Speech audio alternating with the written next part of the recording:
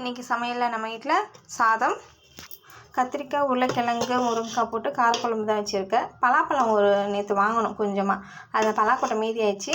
ஒரு 10 பலாக்கொட்டை அதையும் வேக வச்சு சேர்த்துக்கிட்டேன். நல்லா டேஸ்ட்டும் நல்லா சூப்பராக இருக்கும். காரக்குழம்பு சாம்பார்லலாம் கத்திரிக்காய் எப்படி ஆட் பண்ணோன்னா, நல்லா குழம்பு கொதித்து வரமேது கத்திரிக்காய் போடணும். ஏன்னா ஃபஸ்ட்டே நம்ம போட்டோன்னா கத்திரிக்காய் குழஞ்சிடும். ஏன்னா இப்போ தான் இதை நான் தெரிஞ்சுக்கினேன். ஆல்ரெடி நிறைய சீனியர் சிட்டிசன்லாம் இருப்பீங்களே நீங்களாம், சப்போஸ் வீடியோ பார்த்தீங்கன்னா திட்டாதீங்க, இப்போ தான் இதையே தெரிஞ்சுக்கிறியா அப்படின்னு. எக்ஸ்பீரியன்ஸில் தான் எல்லாம் கற்றுக்க வேண்டியதாக இருக்குது. வாழைத்தண்டு பொரியல் பண்ணியிருக்கேன். வாழைத்தண்டு கூட்டு கூட பண்ணலாம், காரக்குழம்புக்கு சூப்பராக இருக்கும். இதில் மிளகாத்தூள் போடாமல் மிளகா கீரி போட்டு பொரியல் பண்ணியிருக்கேன். நேற்று தேய்பிறை அஷ்டமி. நேற்று வீடியோ போடலாம் ரொம்ப ட்ரை பண்ணாங்க, ஆனால் வேலையும் ஹெவியாக இருந்தது.